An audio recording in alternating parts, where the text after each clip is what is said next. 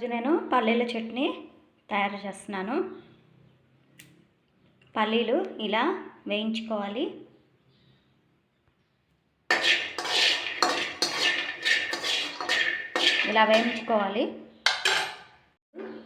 దీంట్లో పచ్చిమిరపకాయలు వేసి వేయించుకోవాలి.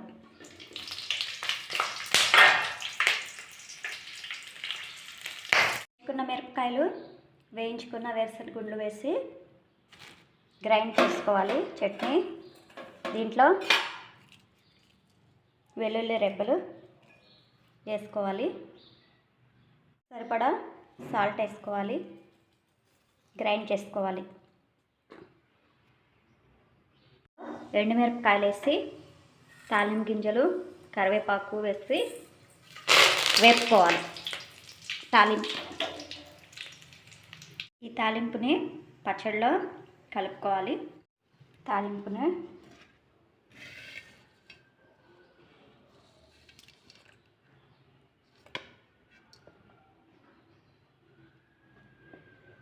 కలుపుకోవాలి. పచ్చడిలో తాలింపు కలుపుకోవాలి.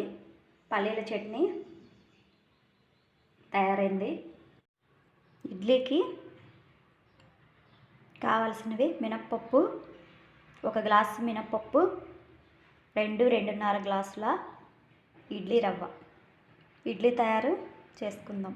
మినపప్పు ఇలా రుబ్బుకొని దీంట్లో ఇడ్లీ రవ్వ యాడ్ చేసుకోవాలి.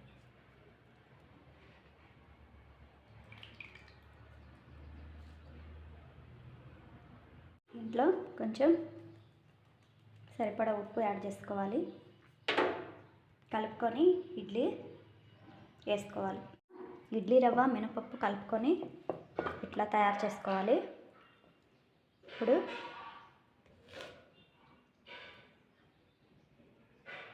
ఇడ్లీ పాత్రలోకి ఇలా వేసుకోవాలి.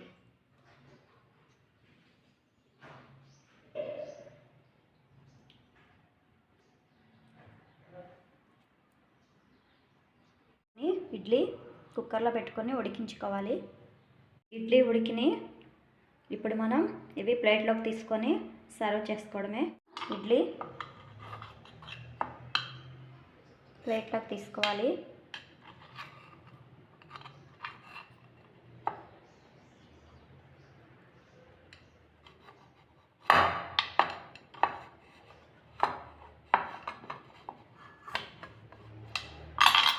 ఇలా ఇడ్లీ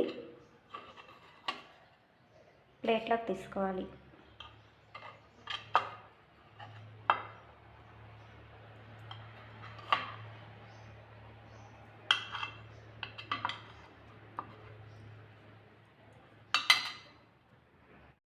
ఈరోజు నేను తయారు చేసిన ఇడ్లీ పల్లీల చట్నీ.